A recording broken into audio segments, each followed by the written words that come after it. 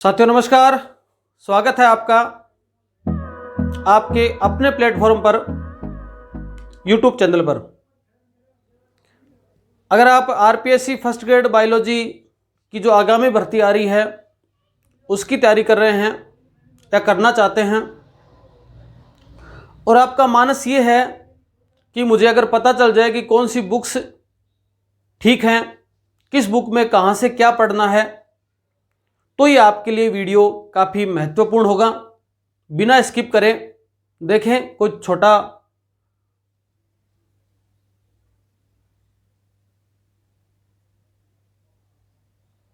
बिना स्किप करे देखें वीडियो को। बहुत बड़ा वीडियो नहीं होगा, काम की बातें बताएंगे। बुक्स का सिलेक्शन इस आधार पर किया है कि जब 2018 वाली भर्ती में मैंने सिलेक्शन लिया तो कौन सी बुक्स को प्रेफर किया था, किस बुक से नोट्स बनाए थे, और 2022 वाली भर्ती थी उसमें जब बच्चों को कोर्स करवाया तो किन किन बुक्स का सहारा लिया, किन में और अपडेशन किया था, कोई चीज़ नई ऐड करी थी, उन्हीं बुक्स का। आप अगर पहले से कोई और बुक्स पढ़ रहे हैं, आपको लग रहा है कि वो ज़्यादा बेटर है, तो ऐसा नहीं कि आप उसको छोड़कर इधर की साइड में आ जाएं। मैं केवल मेरा अनुभव बता रहा हूं कि मेरे मुताबिक ये किताबें बेस्ट हैं।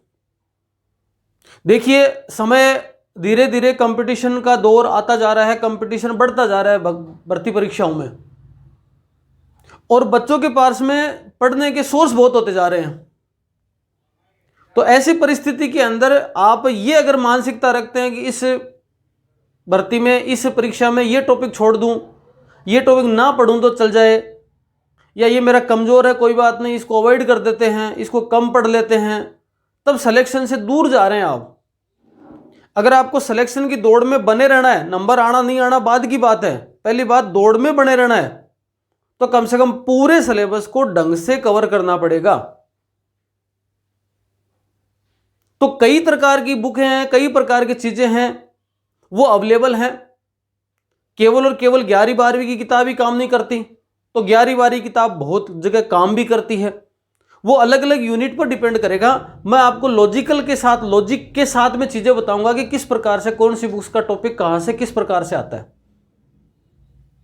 देखो, पहला जो पोर्शन है वो है आपके पार्ट फर्स्ट। 3 पार्ट में बायो का सिलेबस डिवाइड है, 4 पार्ट बोल दो। एक साइकोलॉजी है और 3 बायोलॉजी विषय के पार्ट है। पहला है सीनियर सेकेंडरी लेवल का, दूसरा है ग्रेजुएशन लेवल का, और तीसरा है आपके पोस्ट ग्रेजुएशन लेवल का। पहले बात करते हैं सीनियर सेकेंडरी लेवल वाले का। देखो, यूनिट फर्स्ट टेक्सोनोमी। टेक्सोनोमी की जो पहली यूनिट है वो आप जब देखो, 2 किताबें आपको साथ रखनी पड़ेंगी। अच्छी बात है, आप एनसीईआरटी को प्रेफर करते हैं, एनसीईआरटी है, लेकिन आरबीएससी का मैटर भी शानदार है, मेरा मानना है ये। तो आपको आरबीएससी किताब मिल जाती है, तो आरबीएससी किताब भी इजीली अगर मिल जाती है तो आप लेके जरूर आएँ।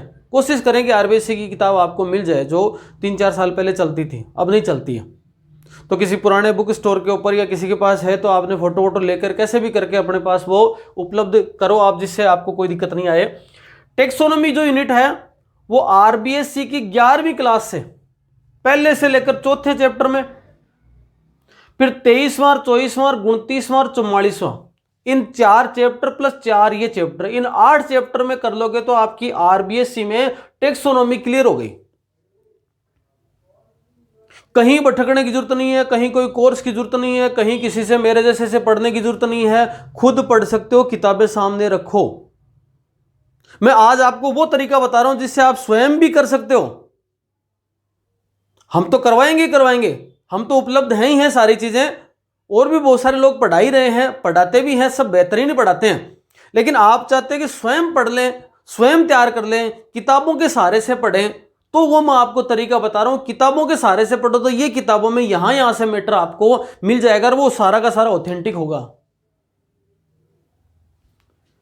एनसीईआरटी पढ़ोगे तो 1 से लेकर 4 11वीं क्लास का, तो या तो देखो पहले इनको पूरा पढ़ लेना, फिर इसको पढ़ोगे तो फटाफट पढ़े जाएंगे, या पहले इनको पढ़ लेना फिर इसको पढ़ोगे तो एक तरीके से रिवीजन टाइप हो जाएंगे, और अपने नोट्स से खुद बनाते रहो। अंडरलाइन करते रहो, मोस्ट बातें अंडरलाइन कर लो, काम की चीजें। जब आपने एक बार में जब पहला पार्ट पढ़ लिया ना, देखो नियम क्या होता है पढ़ने का, जब आपने पहला पार्ट पढ़ा, एक पार्ट कोई लेके आप बैठे तो उसको ढंग से एकदम धीरे धीरे, जैसे आप बच्चे हो और आपको कुछ नहीं आता है उस हिसाब से पढ़ो। काम की बात आती है वहां उसको हाईलाइट कर दो, पढ़ के छोड़ दो एक बार। काम की बातें हाईलाइट करी भी हैं, दूसरे बार में जब उसको पढ़ो तो एक बार थोड़ा जल्दी पढ़ के काम की बातों को फिर एक बार गौर से कर लो, और वो काम की बातें आप अपनी कॉपी में उतार लो। मतलब अगर 20 पन्ने का चैप्टर है ना, तो आपकी कॉपी में उतर जाए तो 1 या 2 पन्ने तक वो सिमट जाएगा। वो होते हैं नोट्स। 20 का 20 ही पन्ने उतार दिए तो फिर तो वो नोट्स नहीं है, वो तो फिर किताब ही होगी ना। कम करने की कोशिश करो, किसी चीज को सरल करने की कोशिश करो। कोई टॉपिक हार्ड है तो उसको ट्रिक पे लाने की कोशिश करो। ऐसा लग रहा है कि बाद में भूल जाऊंगा तो उसको ट्रिक पे लो। ऐसी चीजों से हमने तैयारी करी है, हमने का मतलब मैंने तैयारी करी है, और मैं आपको वही चीज सजेस्ट कर रहा हूं। अगर आप पहले से किसी और तरीके से पढ़ते आ रहे हैं और कोई बुक्स का आपके पास कलेक्शन है तो वो जारी रखिए। मैं मेरा अनुमान बता रहा हूं, मेरा अनुभव बता रहा हूं आपको। यूनिट 2 है structural organisation in animal and plants. इसके अंदर पादप और जंतुओं में उत्तक तंत्र है, उत्तक है, अंग से संबंधित बातें, और पुष्पक्रम है, पुष्प है और फल है। इन 3 टॉपिकों को और ऐड कर रखा है। तो आप जब आरबीएससी की किताब पकड़ोगे तो 11वीं क्लास का 13 से लेकर 16वां पार्ट है, 20, 21, 22 और 32 और 33 पार्टों में सारा का सारा आ जाएगा यहां पर। ठीक है, एक जगह आपके प्लांट टिश्यू है, एक जगह एनिमल टिश्यू है, एक जगह आपके पुष्पक्रम, पुष्प और फल, इस प्रकार की चीजें हैं। इधर आओगे आप तो 11th क्लास का 5वां और 6वां और 7वां पार्ट। ठीक है, ये सारी चीजें आ जाएंगी। एनसीईआरटी की बात हो गई। अदर्स, इन दोनों यूनिटों में अदर्स कहीं से भी कोई लेने की जरूरत नहीं है, केवल और केवल आरबीएससी और एनसीईआरटी किताब से काम चल जाएगा। 30 यूनिट देखो, प्लांट फिजियोलॉजी। ये प्लांट फिजियोलॉजी पहले यूजी लेवल की हुआ करती थी, आजकल इसको क्या डाल दिया, सीनियर लेवल पर डाल दिया। पर सिलेबस बनाते समय थोड़ी सी गड़बड़ी ऐसी हुई कि जैसा का जैसा यूजी में था वैसा का वैसा सीनियर में डाल दिया। 2 टॉपिक तो ऐसे हैं जो सीनियर की किताब में नहीं है। सीनियर का मतलब 11वीं 12वीं की बायोलॉजी किताब में 2 टॉपिक है ही नहीं। वो किस लेवल के थे, वो यूजी के थे, लेकिन टॉपिक डाल दिए तो पर्सन तो बढ़ ही सकता है ना। हालांकि सीनियर लेवल पे आना चाहिए, लेकिन वो टॉपिक ही नहीं है वहां से, तो फिर उसका पर्सन वहां से तो कैसे बनेगा, किताब से तो कैसे बनेगा, वो तो यूजी पे जाएगा। देखो प्लांट फिजियोलॉजी 12वीं क्लास में 5 से 8वां पार्ट किसमें, आरबीएससी में, और 10 से लेकर 13वें पार्ट में प्लांट फिजियोलॉजी है। 9वां पार्ट एंजाइम का है तो सेल में चला जाता है, इसलिए यहां छोड़ दिया उसको। एनसीईआरटी है वो 11वीं क्लास की 11 से लेकर 15 पार्ट में। इतना करोगे तो सारे टॉपिक क्लियर हो जाएंगे, लेकिन 2 टॉपिक बच जाएंगे, प्लांट मूवमेंट और लिपिड मेटाबॉलिज्म। प्लांट का मूवमेंट, पादप गति, और आपके लिपिड मेटाबॉलिज्म है, वसा उपापचय, 2 टॉपिक हैं वो नहीं है यहां पर। उसके लिए आपको यूजी की बुक पकड़नी पड़ेगी, और आरबीडी की बुक आती है पीसी त्रिवेदी की, पीले कलर की पीले कवर की सी बुक आती है आरबीडी की, पीसी त्रिवेदी की, वो बुक आप ले लीजिए। उसके अंदर ये दोनों टॉपिक के नोट्स बनाकर फिर उस बुक को छोड़ दीजिए, और कोई काम की नहीं है वो। फर्स्ट ग्रेड के हिसाब से 2 टॉपिकों के नोट्स अपने पास बना लीजिए, और बाकी किताब आपकी 11वीं 12वीं वाली काम आ जाएगी। ठीक है, मैंने भी जो नोट्स बनाए हैं, जो वीडियो बनाए हैं, या जो खुद पढ़े हैं, या जो पढ़ा रहा हूं, वो इन्हीं बुक का सहारा लेके पढ़ा रहा हूं। हां, कई बार कोई टॉपिक होता है जिसको खुद पढ़ना आसान है, उससे ज्यादा मुश्किल है दूसरे को समझाना। खुद तो अपन ने कैसे भी करके रट लिया, कैसे भी करके याद कर लिया, लेकिन दूसरे को बताने के लिए 2 बातें आगे पीछे की और याद होनी चाहिए। उनके लिए किसी बड़ी बुक का सहारा लेना पड़ता है, पर वो समझाने तक सीमित है, मैटर तो वहीं से मिलेगा। उसके हिसाब से 10-5% कहीं से ऐड करते रहते हैं, बाकी चीजें यहीं से बनती हैं, तभी जाके मैटर तैयार होता है, और इन्हीं से अपने नोट्स बने, इन्हीं से अपने वीडियो बने। एनिमल फिजियोलॉजी 12th क्लास 22 से लेकर 30 पार्ट हैं पूरे के पूरे। 21वां पार्ट अध्यावरण तंत्र वाला है, वो नहीं है सिलेबस में, उसको छोड़ देना। और एनसीईआरटी में जाओगे तो 16 से लेकर 22, और जो जनन तंत्र वाला पार्ट है वो एनसीईआरटी की 12वीं क्लास में 3रा पार्ट है। यहां पर आपको अदर्स कोई बुक नहीं पढ़नी पड़ेगी। 5वीं यूनिट की बात करोगे, जेनेटिक्स एंड इवोल्यूशन, आनुवांशिकी उद्विकास की बात करो तो आपके आरबीएससी में 12वीं क्लास है, उसमें 35वां, 36वां, 37वां चैप्टर, और 11th क्लास के अंदर 27वां और 28वां पार्ट है। ये आरबीएससी की बात हो रही है, एनसीईआरटी की होती है। और इसी यूनिट के लिए 12वीं क्लास में पढ़ोगे 5, 6, 7। इसके लिए सबसे बेहतरीन रहेगा पहले इधर वाली कोई एक यूनिट पढ़ के, इधर वाला एनसीईआरटी पढ़ के, फिर आरबीएससी पढ़ोगे तो चीज़ें सेम ही है, वो कुछ एक्स्ट्रा हो मिले वो ऐड करना है, रिवीजन टाइप हो जाएगा इससे। ऐसा नहीं कि ये प्लस ये अलग अलग चीज़ें हैं, इनमें बहुत सारी चीज़ें हैं वो इनमें कॉमन है, पर इसको पढ़ के इसको पढ़ोगे, इसको पढ़ के इसको पढ़ोगे तो रिवीजन टाइप हो जाएगा। 2 बात 5 एक्स्ट्रा बात मिले उनको नोट कर लेना। छठी यूनिट देखो, बायोलॉजी इन ह्यूमन वेलफेयर। ये यूनिट पहले यूजी में चलती थी, इसको उठा के कहाँ टिका दिया, इसको टिका दिया आपके सीनियर लेवल पे। टिका तो दिया लेकिन टॉपिक सारे हैं ही नहीं सीनियर लेवल पे। देखो इस यूनिट में 3 टॉपिक में डिवाइड है। पहला है इकोनॉमिक इंपॉर्टेंस।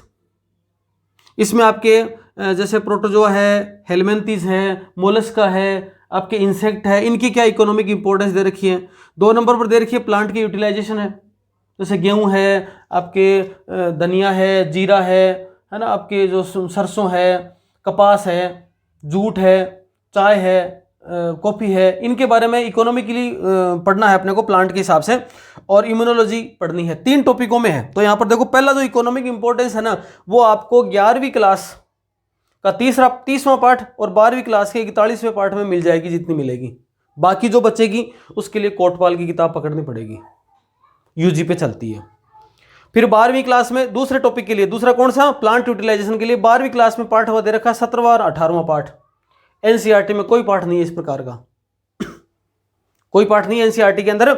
और इकोनॉमिक बॉटनी पढ़नी पड़ेगी सीबीएच की, सीबीएच कॉलेज बुक हाउस की इकोनॉमिक बॉटनी। आरबीडी की भी आती है, पर सीबीएच या आरबीडी में से कोई, या फिर अलका पब्लिकेशन। देखो यूजी की बुक में मैं 3 बुक ज्यादा प्रेफर करूंगा आपको, सीबीएच पढ़ लो, चाहे अलका पब्लिकेशन पढ़ लो, चाहे आरबीडी पढ़ लो। या आपके किसी यूनिवर्सिटी के अंडर में कोई और बुक चलती हो बीएससी लेवल की इकोनॉमिक बॉटनी की, तो वो भी देख सकते हो, टॉपिक वो होने चाहिए उसमें। इम्यूनोलॉजी के अंदर 12वीं क्लास में 39वां और 40वां पार्ट है यहाँ पे, और इसके अंदर थर्ड में 8वां, 9वां, 10वां पार्ट से आपके एनसीईआरटी से कवर हो जाएगा। इसके लिए यूनिट 6 के लिए बात हो गई। यूनिट 7 बात करें, एनवायरमेंटल बायोलॉजी। आरबीएससी में जाओ 11वीं क्लास में 38 से लेकर 41वां पार्ट, और 12वीं क्लास में 12वां पार्ट, और इधर एनसीईआरटी में 12वीं क्लास में 13 से लेकर 16 पार्ट है। अब आप क्या करो, इसका स्क्रीनशॉट लेके आपकी किताबों के अंदर ये टिक कर लो। चारों किताबें खोलो, कौन सी, 11वीं एनसीईआरटी, 12वीं एनसीईआरटी, 11वीं आरबीएससी, 12वीं आरबीएससी, और कच्ची पेंसिल से या पेन से वहां पर ये बना लो कि ये यूनिट 1 है, ये यहाँ पर 2nd यूनिट का मैटर पड़ा है, ये 3rd यूनिट का पड़ा हुआ है। फिर अगर आप मान लो मेरे वीडियो वाले से भी देखते हो या किसी के भी वीडियो से देखते हो, तो आप मैच भी कर सकते हो कि भाई ये वीडियो देख लिए, अब इन किताबों से भी फटाफट देख लेते हैं, कोई बच तो नहीं गया, कोई चीज़ रह तो नहीं गई। वीडियो से पढ़ने का मतलब कोई चीज़ का सरलीकरण है, बाकी स्वयं भी पढ़ सकते हो, ऐसी कोई बात नहीं है। एक बार शुरुआत तो करो, मन लगा के आप पढ़ोगे तो ऐसी कोई बात नहीं कि नहीं पढ़ सकते, पढ़ सकते हो। पर मन ही नहीं लगता कि बस कोई पढ़ाए तो ही पढ़े, तो एक अलग बात होती है। वैसे पढ़ाए तो ही पढ़े, और इधर चैनल से आप अगर जुड़ते हैं तो 20 यूनिटों का जो अपना सिलेबस है, 20 यूनिटों में से ऐप के ऊपर कोर्स को लॉन्च कर दिया है। 20 यूनिटों में से 8 यूनिटों का कोई चार्ज नहीं है, फ्री है। 20 यूनिट में से 8 यूनिट का कोई चार्ज नहीं है। यूट्यूब से पढ़ो, चाहे आप ऐप से पढ़ो, ऐप के ऊपर 20 में से 8 unit as it is free हैं, कुछ नहीं है। आपको बार बार यूट्यूब पे नहीं आना पड़ेगा, आप सीधे ऐप पे जाओगे और एक साथ वहां पर फोल्डर बड़े पड़ेंगे। बची कितनी यूनिट? बची 12 यूनिट।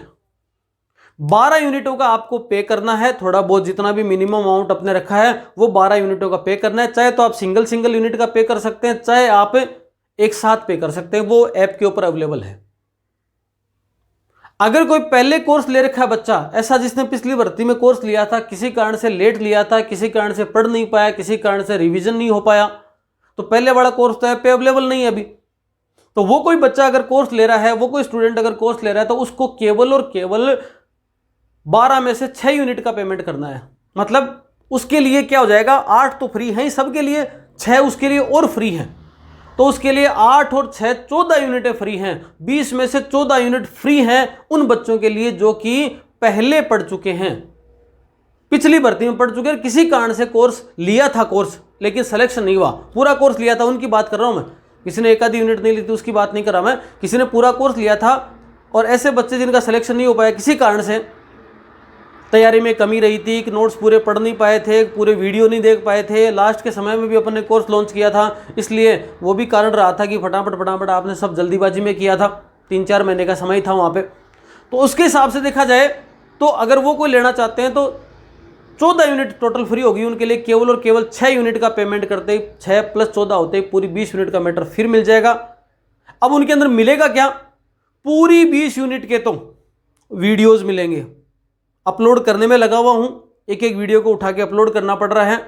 5 से 7-10 दिन मान लो, ज़्यादा ज़्यादा मैंने पहले आपको 20 तारीख बताई थी, लेकिन 15 से 20 तारीख के बीच में सारे के सारे जो हैं वो आपके एक प्लांट फिजियोलॉजी को छोड़ के, क्योंकि वो नए सिरे से करवाएंगे अपन, और एक यूजी की यूनिट को छोड़कर सारे के सारे अपलोड कर दिए जाएंगे, वो भी चलती रहेंगी साथ साथ में। तो 18 यूनिट के वीडियो अपलोड हो जाएंगे, 19 20 यूनिट 2 यूनिट हैं वो चलती रहेंगी, वहां पे वीडियोस रहेंगे।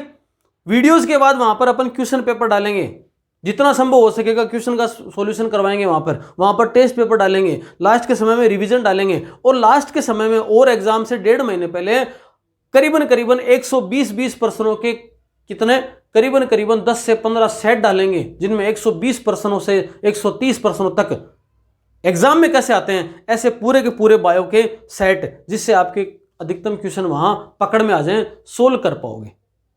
और भी बार बार में डिस्कशन वीडियो लाते रहेंगे, वहां पर कोई लाइव क्लास भी लगाते रहेंगे, जो कि उसका संबंध वहीं से होगा और कहीं नहीं होगी। वो इस प्रकार की चीजें हैं वहां पर ऐड करते रहेंगे। मतलब जो भी फर्स्ट ग्रेड बायोलॉजी आगामी जो भर्ती आ रही है उससे संबंधित जो भी चीज़ों को मेरे दिमाग में कोई आइडिया आया, आप कोई आइडिया बताओगे, वो डालेंगे, वो सारे के सारे चीज़ें वहां डालते रहेंगे। कॉमन कुछ चीज़ें होंगी, जैसे इस प्रकार के वीडियो हैं वो अपन यूट्यूब पे भी डालते रहेंगे, और नई नई चीज़ें आपको यूट्यूब पे बताते रहेंगे। अब देखते हैं यूजी पे अपने को क्या क्या पढ़ना है, यूजी लेवल पे क्या पढ़ना है। फर्स्ट के बाद में आता है पार्ट सेकेंड, जिसके अंदर आपको ग्रेजुएशन लेवल की यूनिटें पढ़नी है।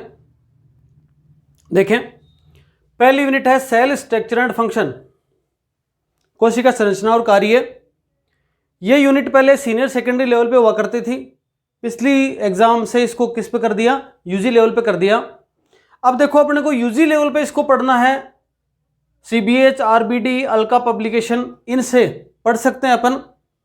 हालांकि हमने तैयारी करी थी तब इसी से पढ़ लिया था, क्योंकि हमारे सीनियर लेवल पे थी, लेकिन पिछली बार तैयारी करवाई थी तो इसकी वीडियो बना चुके थे, तो अपन ने यहीं से पढ़ा था और यहीं से लगभग कवर हो गए थे। इसलिए आपको आरबीएससी के अंदर 11th जो किताब है, 11th की बुक है 6 से 11, और 12th की बुक है इसमें 9th चैप्टर एंजाइम वाला, और एनसीईआरटी की 11th किताब में 8 से लेकर 10वां पार्ट है। इनको एक बार रीडिंग मारनी है। इनको मारने के बाद में, इनकी रीडिंग मारने के बाद में, इनको पढ़ने के बाद में अपने को बीएससी लेवल की भी किताबें पढ़नी है। सीबीएसई, आरबीडी, अल्का पब्लिकेशन, या आपके स्तर पे कोई भी किताब ऐसी जो बीएससी लेवल पर सेल बायोलॉजी के लिए चलती हो, वो यहाँ पर सिलेबस को कवर करेगी। फिर बात आती है टेक्सोनॉमी की। ये पहले अलग नहीं थी यूनिट, जो सीनियर वाले लेवल की यूनिट थी उसके साथ जुड़ी हुई थी पहली यूनिट के साथ में, इसलिए 11th में से 29वां, 30वां, 31वां चैप्टर जरूर देखोगे इसको। और सिंह पांडे जैन की किताब प्लस नीट की सीट के अंदर आपको इस टेक्सोनॉमी वाली यूनिट से काम चल जाएगा। सिंह पांडे जैन के अंदर आपको क्या, फैमिली, जो 4 फैमिली अपने सिलेबस के अंदर है उनका मैटर मिल जाएगा, और फिर नॉन कोऑर्डिनेटा और कोऑर्डिनेटा का क्लासिफिकेशन वगैरह है वो नीट की सीट से मिल जाएगा आपको। तो नीट की कोई सी भी सीट है, एलन की है या फिर आपके और भी कोई, जो आकाश की है, एलन की है, फिर आपके गुरु कृपा की है, फिर आपके जो सीएलसी की है, जो आपके इलाके में कोई और भी हो, तो उसकी जो सीट है उसके अंदर आपको ये नॉन कोऑर्डिनेटा का क्लासिफिकेशन है वो आपको यहाँ पर मिल जाएगा। यूनिट 3 है स्ट्रक्चर, रिप्रोडक्शन, लाइफ साइकिल। इसके अंदर अपने 8 एनिमल दे रखे हैं। उन 8 एनिमल की संरचनाएं, बाहरी और आंतरिक संरचनाएं, जनन और जीवन चक्र के बारे में दे रखा है। 11th की जो बुक है उसका 34वां, 35वां, 36वां, 37वां 4 चैप्टर के बारे में, 4 चैप्टर में 4 एनिमल के बारे में दे रखा है। हालांकि पर वो थोड़ा शॉर्ट ही है, जाना पड़ेगा अपने को यूजी लेवल पे। और यूजी लेवल पे जाएंगे तो कोटपाल की किताब आती है जो इनवर्टिब्रेट के लिए अलग आती है और वर्टिब्रेट के लिए अलग आती है।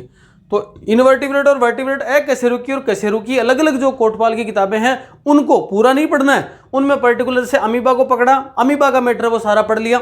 फिर आपने ओबेलिया लिया, ओबेलिया को पढ़ लिया। फिर टीनिया लिया, टीनिया को पढ़ लिया। फिर एस्केरिस को पढ़ लिया, फेरिटीमा पढ़ लिया। ये जो 5 पढ़ लिए ना आपने, ये सारे ये 5 तो किधर हैं, ये आपके ग्रेजुएशन लेवल आपके एकशेरुकी में और फिर आपके कशेरुकी वाले में है, राना और रेबिट वाले। ठीक है, एम्फीबिया का है, एक मैमल्स का है। यूनिट 4 है structure, reproduction and life cycle. इसमें algae, bryophyta, pteridophyta, gymnosperm, angiosperm, इनकी संरचनाएं, जनन और जीवन चक्र पढ़ना है। एक बार 11वीं क्लास के 5वें चैप्टर से थोड़ा आधार बना लेना। इधर एनसीईआरटी के 11th का जो चैप्टर है 3rd, उससे थोड़ा बेस बना लेना। लेकिन जाना कहाँ पे, डिटेल में पढ़ने के लिए सिंह पांडे जैन से अपने को इसको यूनिट को कवर करना पड़ेगा। डेवलपमेंटल बायोलॉजी, यहां भी मैं लिख देता हूं नीट की सीट के अंदर जो डेवलपमेंटल बायोलॉजी का मैटर थोड़ा ठीक ठाक दिया होता है, हालांकि पूरा नहीं होता। उसके लिए आपको सीबीएच की, सीबीसी की या अलका पब्लिकेशन या आरबीडी की, कोई भी जो आपके क्षेत्र में है या आपके पास उपलब्ध है, सब में मैटर लगभग सेम ही होता है, बताने का तरीका अलग अलग होता है। तो आपने अगर पहले कोई बुक पढ़ी है तो उसी को प्रेफर करोगे तो ज़्यादा बढ़िया रहेगा। रिप्रोडक्शन इन हायर प्लांट, पहले ये सीनियर लेवल पे हुआ करती थी, इसलिए अपने को 12वीं क्लास पहले से चौथा चैप्टर और इधर एनसीईआरटी 12वीं में पहले से दूसरा चैप्टर एक बार बेस बनाने के लिए पढ़ लेना है। लेकिन डिटेल में जाने के लिए अपने को सिंह पांडे जैन की किताब पढ़नी पड़ेगी, जहां से ये डिटेल में दे रखा है। और भी कोई बुक आपके पास है तो वो पढ़ सकते हैं आप।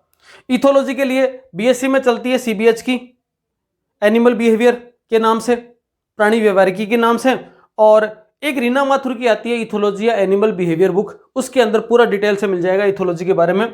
बायोस्टैटिक्स, जैव सांख्यिकी, सीबीएच अजय वर्मा की बुक आती है बायोसांख्यिकी की, और रस्तों की पब्लिकेशन की आती है सतगुरु प्रसाद की।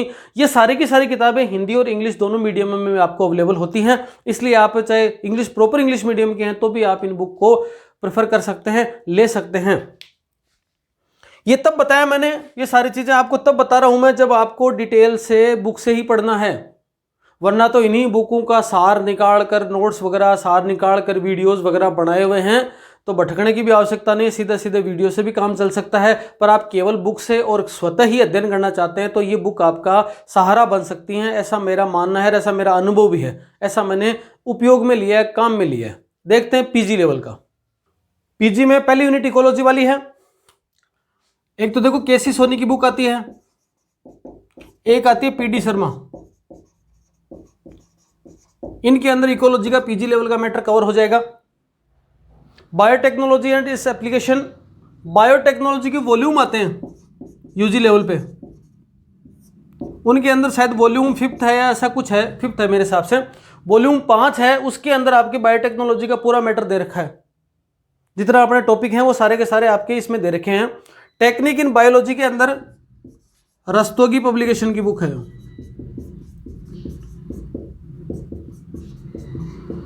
टेक्निक, वो आप ले सकते हैं, टूल्स एंड टेक्निक। इसी के अंदर आपको बुक के अंदर आपको माइक्रोस्कोपी मिल जाएगा।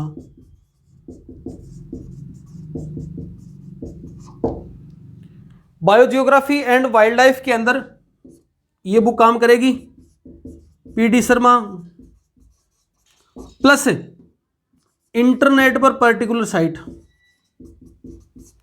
पर्टिकुलर साइट का मेरा क्या मीनिंग है?